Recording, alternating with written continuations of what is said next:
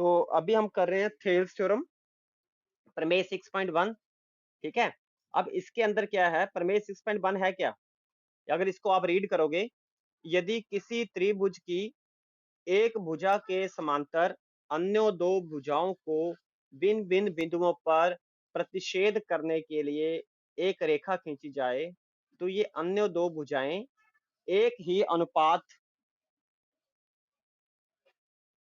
ही अनुपात में विभाजित हो जाती हैं। ठीक है, तो जो आपको प्रमेय दी होती है उस स्टेटमेंट को अपने ध्यान से पढ़ना है। ठीक है, क्या है ये, यदि किसी त्रिभुज, त्रिभुज तो सबको बनाने आती है ना, यस नो बोल दो। हाँ, ऐसे त्रिभुज बना ली, इसको कोई भी नाम दे दो, जब भी आपको एग्जाम में क्वेश्चन आएगा आपने सबसे पहले उस प्रमेय को पढ़ना है। ठीक है, जैसे आपको बोला था त्रिभुज बना दी मैंने, अब आगे क्या बोला है कि त्रिभुज की कोई भी एक भुजा लेते हैं, त्रिभुज की कोई भी एक भुजा, ये वाली ले लेता हूं मैं बीसी, इसके समांतर, अब समांतर क्या होता है, जैसे रेल की दो पटरियां, एक भुजा बीसी है तो इसके मैंने समांतर एक रेखा खींच दूंगा यहाँ पे, जिसको कुछ भी आप नाम दे सकते हो अपनी मर्जी से, डीई। ओके, अब ये समांतर भुजा क्या कर रही है, इन दो बाकी की भुजाओं को भिन्न भिन्न बिंदुओं पर काट रही है। कहाँ काट रही है, डी और ई के ऊपर काट रही है ना, जिसको बोलते हैं प्रतिच्छेद करना। ठीक है, तो अब हमने सिद्ध क्या करना है, आगे देखो क्या लिखा है, तो ये अन्य दो भुजाएं एक ही अनुपात में विभाजित हो जाती हैं। मतलब ये जो दो भुजाएं हैं ना, ए बी और ए सी, इन दोनों का अनुपात ए डी बटा डीई, ए ई बटा ई सी, ये दोनों अनुपात बराबर हैं, ये हमने सिद्ध करना है। समझ आ गई, सिद्ध क्या करना है हमने, ए डी बटा डीई, ए ई बटा ई सी, अनुपात समझते हो ना, जैसे कोई भी एक भुजा मैं ऐसे अलग से लिखता हूं, कोई भुजा है मान लो ए बी, अब बीच में कोई बिंदु काट दिया मैंने सी, तो अनुपात क्या हो गया, अगर मैंने दोनों को बराबर भाग, ये बीच वाला बिंदु बीच में लाऊं सेंटर में, तो इसको बोलेंगे एक अनुपात एक, क्या बोलेंगे, बराबर है दोनों अगर दोनों साइड बराबर है, ए सी बराबर बी सी, तो अनुपात क्या जाएगा, एक अनुपात एक। लेकिन अगर मैं बोलूं कि इसको तीन भागों में बांटना है, सी डी, ठीक है, अब ये सारे भाग बराबर हैं, तो अगर मैं डी बिंदु को लूं, तो डी के इधर एक भाग है और इधर दो है, तो इसका अनुपात आ जाएगा दो अनुपात एक। समझ गए, ये किसका अनुपात है, दो अनुपात एक, किसका है, दो क्या है एडी और एक क्या है डीबी, मतलब एडी बटा डीबी क्या होगा, दो बटा एक। समझ रहे हो ना, समझ आ गया अनुपात मीन अब यहाँ पे हमने यहाँ पे क्या सिद्ध करना है, बोर्ड पे दिखाई दे रहा है ना आपको, बेटा दिखाई दे रहा है, हाँ ठीक है, तो अब हमने यहाँ पे ये सिद्ध करना है कि ए डी बटा डी बी बराबर है ए ई बटा ई सी, क्योंकि ये बोला इसमें दोनों अनुपात ये बराबर हैं, इसका अनुपात बोलेंगे ए डी बटा डी ई। तो अब हमने सबसे पहले लिखना होता है दिया है, क्या लिखना होता है, दिया है, मैंने नाइन्थ में भी बताया था आपको कि कोई भी थ्योरम आपको एग्जाम आ जाए, सबसे पहले आपने जो प्रमेय दी है उसको पढ़ के जो बना सकते हो उसको बना लो। अब बुक में तो और भी बहुत कुछ बना है ना, लेकिन वो अभी नहीं बनाना आपने, अभी तो जो आपको प्रमेय दी थी उसको पढ़ के मुझे दिखाई दिया कि बस यही बनाना है। अब आगे लिखना दिया है, अब दिया क्या आपको, दिया है त्रिभुज एबीसी दी थी, ये दी थी ना, और इस त्रिभुज के अंदर मैंने डी ई जो थी एक रेखा अपनी मर्जी से खींची जो कि समांतर है बीसी के, जो डी ई भुजा है वो समांतर है बीसी, समांतर का निशान यही होता है। ठीक है, ओके, एक बच्चा बोल दिया करो बस, ताकि मुझे लगे कि क्लास चल रही है, तो बस इतना सा लिख देना आपने, फिर आगे क्या करना है, सिद्ध करना है, क्या करना है, सिद्ध, क्या सिद्ध करना है हमें, अभी बताया था ना ए डी बटा डी बी बराबर है ए ई बटा ई सी, यही सिद्ध करना ना।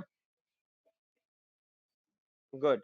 अब हमें थोड़ा सा अगर हम चाहें तो एक स्टेप और बढ़ा सकते हैं, रचना। रचना का मतलब होता है कि जो काम अब हम अपनी मर्जी से करेंगे इसमें, ठीक है। ये तो आपको दिया था, ये हमने सिद्ध करना है। ये आ गई रचना की, इसको सिद्ध करने के लिए मुझे क्या क्या एक्स्ट्रा काम करना पड़ेगा, ठीक है। तो क्या क्या करना पड़ेगा, इसका एक तो काम होगा बी और ई को मिलाना है, डॉटर लाइन, जो एक्स्ट्रा काम करते हैं उसको डॉटर लाइन से लिखते हैं। बी ई को मिलाया और सी डी को मिलाया। किसको मिलाया, क्या करना आपने, बी और ई, अच्छा और लिख रहे हैं या तथा लिखते हैं, तथा ई और किसको मिलाया, सी तथा डी, इसको मिलाया ना,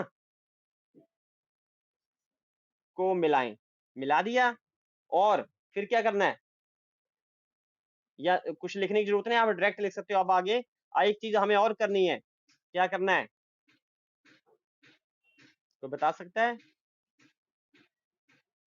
इस भुजा पर भी एक लंब खींचना है और इस भुजा पर भी एक लंब खींचना है, ठीक है। तो डी से एक लंब मैंने इस भुजा पे खींचूंगा, लंब मतलब 90 डिग्री का कोण। अपने हाथ से ऐसे डी से नहीं बनाना, ऐसे बना देना है बस। इस निशान का मतलब होता है 90 डिग्री है, ठीक है। और इसको नाम देते हैं एम। तो ये कोण जो भुजा बनाई मैंने डी एम, ये परपेंडिकुलर है किसके ऊपर, ए सी के ऊपर। ऐसे इसके ऊपर बनाते हैं एक लंब, इसका नाम दीजिए एन। अब ये क्या, ई एन, ई एन लंब है किसके ऊपर, ए बी के ऊपर, ठीक है। यहां तक क्लियर है, क्लियर है। जिस बच्चे ने यहां तक कर लिया ना, अब उसको 3 में से 1.5 नंबर मिल जाएगा। तो 1.5 नंबर ले सकते हैं इस थ्योरम में, और बहुत इंपॉर्टेंट है ये,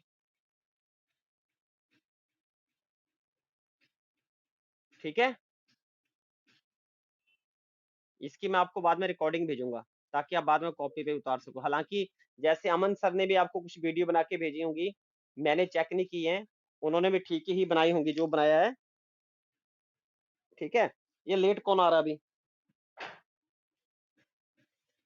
चलो कोई बात नहीं। अब नेक्स्ट करते हैं इसको सिद्ध, क्या करेंगे, अब सिद्ध करते हैं इसको, ठीक है। अब ये जो शब्द है ना, इनको आप इंग्लिश में लिखना चाहो तो अच्छा रहेगा आपको, क्योंकि आप हिंदी मीडियम के बच्चे हो, तो आप इंग्लिश में भी लिख सकते हो। अगर आपको लगता है हिंदी में दिक्कत आ रही है, थेल्स, इसकी स्पेलिंग अगर ना समझ आए तो आप स्पेलिंग तो कहीं से लिख, थ्योरम दिया है को लिखते हैं गिवन, सिद्ध करना है टू प्रूफ, ठीक है।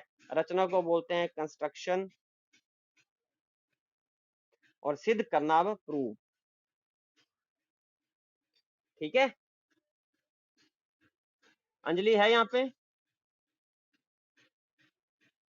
अंजलि है ना, सुन रहे हो, ध्यान से देख रहे हो बेटा, 10th क्लास है, देख लो, ध्यान से देख लो। ये थ्योरम आपने कॉपी में उतारनी और इतनी सी करनी जितनी मैं बोलूंगा। हो सकता है आपको बुक में या गाइड में कहीं और ज्यादा लंबी मिल जाए, फिर बोलोगे सर ने छोटी नहीं कराई, ठीक है। और जो ये डॉक्टर लाइन वाला काम है, इसको बोलते हैं रचना, मैंने अपनी मर्जी से की है। और ये वाला जो स्टेप है, अगर आप लिखना चाहो तो लिख भी सकते हो, या इसको लगता है आपको लंबा हो गया तो इसको हटा भी सकते हो, ठीक है। It's your choice. आगे है सिद्ध। अब सिद्ध करते हैं।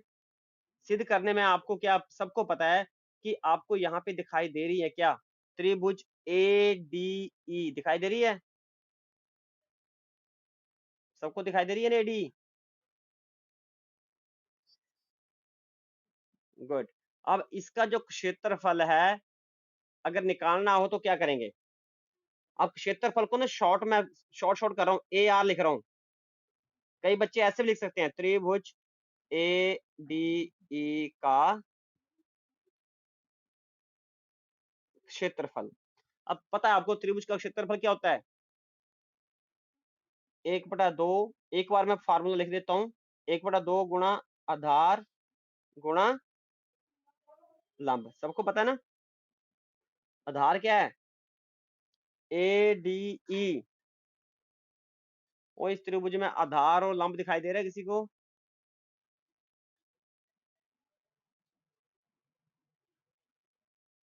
AD मल्टीप्लाई EN, आधार AD हो गया, क्योंकि देखो हमने लंब बनाया था ना ये EN, E से N ये रेखा जो खींची थी ये 90 डिग्री कोण, मतलब ये लंब है इस भुजा के ऊपर, AD के ऊपर। ठीक है, गुड।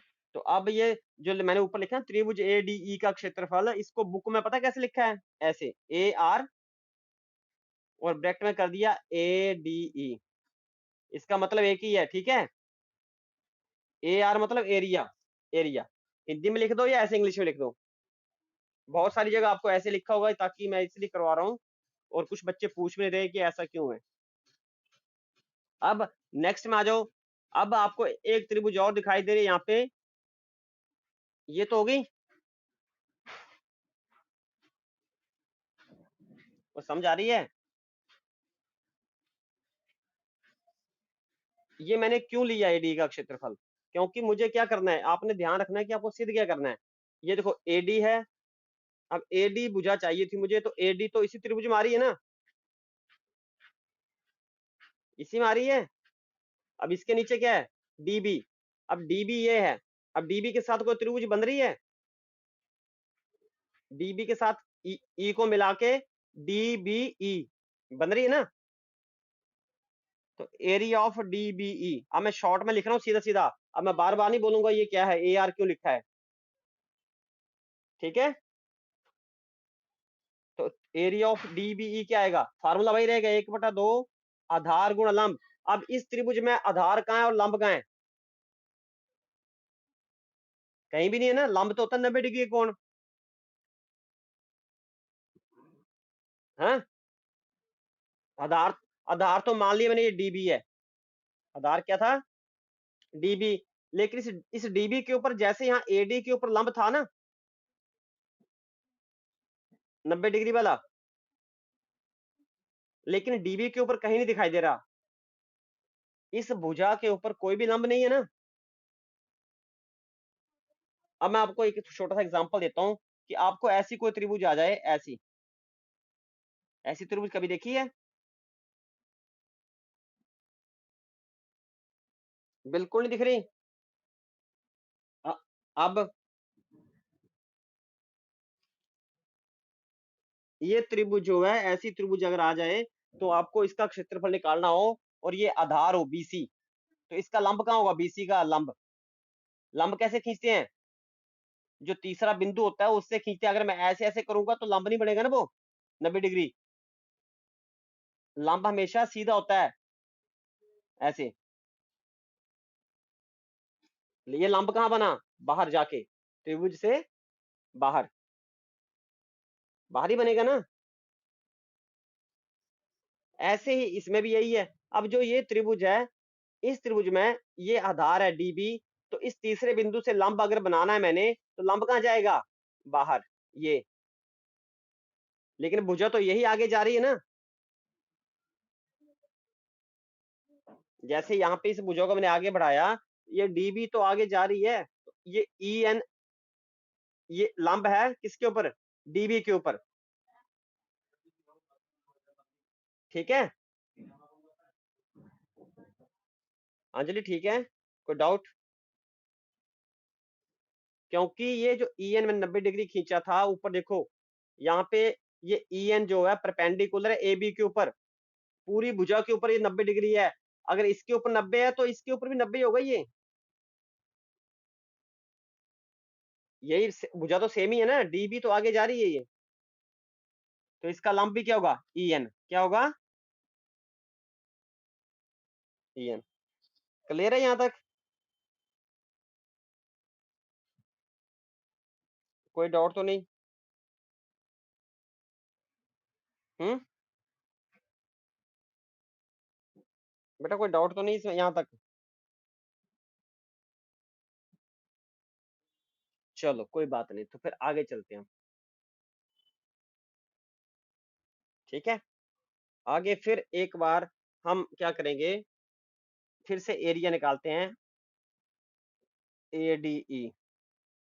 एक बार पहले निकाल चुके हैं ना यहाँ पे। हम्म, एरिया हम एक बार पहले निकाल चुके हैं, तब हमने आधार इसको लिया था। अब इसी त्रिभुज का एरिया दोबारा निकालेंगे, अब आधार इसको लेंगे। ठीक है, आधार AE लेंगे। क्या लेंगे? आधार ये होगा AE, ये आधार लेंगे तो लंब क्या होगा? DM। क्या होगा? ये DM लंब हो जाएगा। इसी तरह अब फिर वही बात आ गई ना बात वही, कि जैसे मैंने ये सिद्ध करना था, AE तो आ गया यहाँ पे, अब EC भी चाहिए मुझे।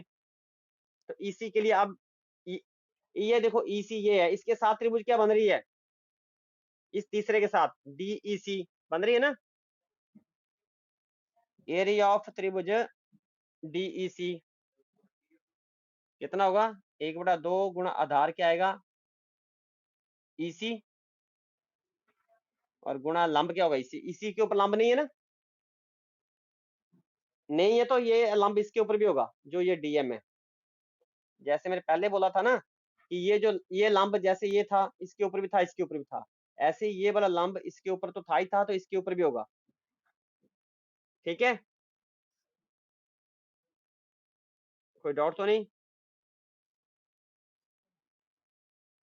अब अगला काम, अब हमें सिद्ध क्या करना है, ये देखो एरिया हमने सबका निकाल लिया।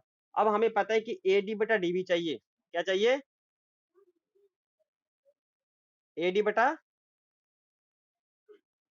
चाहिए ना। तो जिस त्रिभुज में AD आया था और DB, AD और DB ये वाली त्रिभुज जिसमें AD और DB आया था ना, ये तो इनका बटा कर देते हैं। एरिया ऑफ ADE बटा एरिया ऑफ DBE। ठीक है, तो एरिया ऑफ ADE कितना है? 1/2 गुणा AD गुणा EN बटा 1/2 गुणा DB गुणा EN। तो 1/2 कट गया, EN कट गया, क्या बचा? AD बचा, DB बच गया ना ये। अब देखो हमारी एक साइड आ गई, AD/DB आ गया ना, समीकरण 1। अब ऐसे ही इस साइड AE/EC, तो AE और ये EC वाले त्रिभुज इनका ही बटा कर देते हैं। Area of ADE, area of DEC बराबर है, फिर इसका भर देते हैं यहाँ पे। एरिया ऑफ ADE कितना? 1/2 गुणा AE गुणा DM बटा 1/2 गुणा EC गुणा DM। 1/2 कट गया, DM कट गया, क्या बचेगा इधर? AE/EC क्या बचेगा? समीकरण 2। क्लियर है? देखो ये चीज जो हमने सिद्ध करनी थी वो हमारी साइड आ गई नहीं है। अब इन दोनों को हमने बराबर सिद्ध करना है। अगर बराबर ये तभी होंगे जब इन दोनों का एरिया भी बराबर होगा। हम्म, अब ध्यान से देखना, इंपॉर्टेंट चीज, कि जो ऊपर लिखा है ADE और यहाँ पे भी ऊपर क्या है? ADE, सेम ही है ना, सेम है ना, ऊपर वाली चीज सेम है। अब नीचे क्या है? एरिया ऑफ DBE और एरिया ऑफ DEC। अब ध्यान से देखना, ये दोनों त्रिभुजें कहाँ हैं? DBE और DEC, DBE और DEC कहाँ है? DEC है ना, ये DEC है और ये DBE, ये दोनों त्रिभुजें इन दोनों रेखाओं के बीच में है ना, और ये दोनों रेखाएं क्या हैं? समांतर। दिया हो ना ऊपर समांतर में, DE जो है वो BC के समांतर है। तो इसका मतलब जो दो त्रिभुजें दो समांतर रेखाओं के बीच में होती हैं, उनका क्षेत्रफल हमेशा बराबर होता है। समझ आ गई? तो इसका मतलब हो गया एरिया ऑफ डीबीई बराबर है एरिया ऑफ डीईसी। क्यों? बिकॉज, कारण लिख देना आपने। क्या लिखोगे? दोनों त्रिभुज डी समांतर, लिख दूंगा डीई तथा, दोनों त्रिभुज डीई तथा बीसी समांतर। अगर इतना लंबा लिखना ना, शॉर्ट में लिख देना, अगर ना पता चले तो ऐसे लिख देना, बिकॉज डीई समांतर है बीसी। लिख दोगे ना? अब ये बराबर है, तो इसका मतलब क्या हुआ? ऊपर वाली चीज तो पहले ही बराबर है, नीचे वाली भी बराबर हो गई। अब बराबर होगी तो मतलब ये और ये साइड बराबर होगी ना, फ्रॉम समीकरण 1 और 2 में से। अब क्या तीसरा भी लिख दो, 1 2, 1 2 और 3 में से समीकरण। इन तीनों समीकरणों को अगर देखें तो ये चीज बायां पक्ष बराबर है, तो दायां पक्ष भी क्या होगा? बराबर होगा। ए डी बटा डी बी है बराबर ए ई बटा ई सी। बस ये सिद्ध हो गया। इतना से करना था आपने। क्लियर है? इजी हुआ? बुक के मुकाबले थोड़ा सा तो इजी हुआ होगा। ठीक है, अब मैं आपको ना इसकी जो रिकॉर्डिंग है वो भी भेजूंगा। एक त्रिभुज है एबीसी, ठीक है, और ये जो थ्योरम है 6.2 है, ये विलोम है किसका? 6.1 का, या जिसको हम बोलते हैं विलोम किसका है? थेल्स थ्योरम का। ठीक है, ओके बेटा। अंजलि, आवाज आ रही है? ठीक है, तो ये एक त्रिभुज है ए बी सी। अब इसमें आपको क्या बोला है? जो दिया है, क्या क्या दिया है? एक त्रिभुज है जिसकी दो भुजाओं को हम एक ही अनुपात में काटते हैं। ये डी और ई बिंदु के ऊपर इसको काटा, तो अब ये काटा है हमने एक बराबर अनुपात में, तो ये दिया है ए डी बटा डी बी बराबर है ए ई बटा इसी। ठीक है, अब मैं इसको मिला देता हूं, तो आपको क्या बोला है? आपको ये बोला है कि अब आपने सिद्ध क्या करना है? सिद्ध ये करना है कि ये डीई जो है वो बीसी के समांतर है। डीई जो है वो बीसी के समांतर है। अब इसको सिद्ध करने के लिए मैं एक लाइन खींचूंगा अपनी मर्जी से, यहाँ पे ड्रॉ करूंगा छोटी सी, और जो कि यहाँ काटेगी ई डैश पे। ये ई पे काटी थी और ये बिंदु कॉमन है। यहाँ पे ये डी ई भी डी पे काट रही है और डी ई डैश भी कहाँ पे काट रही है? डी पे। ठीक है, तो इसमें आपने ज्यादा नहीं लिखना है। ठीक है, तो अब हम नहीं दिख रहा क्लियर? अब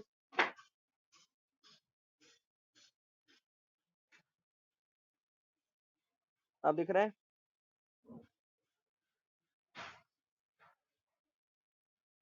ये त्रिभुज आपकी बुक में भी बनी है। ठीक है, तो अब आपको दिया है, सिद्ध करना है, लिख दिया मैंने। रचना अगर लिखना चाहते हो तो रचना में एक ही लाइन लिखनी है, आपने ज्यादा नहीं लिखना है, कि हमने एक अपनी मर्जी से लाइन ली है, कौन सी? D E dash. खींचो, अब सिद्ध करो। ठीक है, अब सिद्ध क्या करना है? आपने सिद्ध ये जो समांतर है ना, ये अपनी लाइन खींची है हमने। अब हम ये मान लेते हैं कि डी ई जो है वो बीसी के समांतर नहीं है। इसका मतलब नहीं है, तो इसलिए अब क्या करेंगे हम? बीसी के समांतर हम एक अपनी मर्जी से रेखा खींची है, कौन सी? DE dash. ये मान लो ये रेखा जो है वो BC के समांतर है। ये कुछ समांतर लग नहीं रही है, इसको थोड़ा सा मैं नीचे कर देता हूँ ताकि लगे कि ये समांतर है। तो ये अपनी मर्जी से खींच ली। अगर ये समांतर है तो अभी पिछले थ्योरम में आपने पढ़ा था, अगर ये रेखा समांतर है तो AD बटा DB समांतर है AE डैश बटा E डैश C। ठीक है, ओके, क्लियर है। अब इसलिए अब अगर हम ये वाले चाहिए तो हमें तो ये था AE बटा EC, AE बटा EC। अब ये किसके बराबर है? AE dash upon E dash C।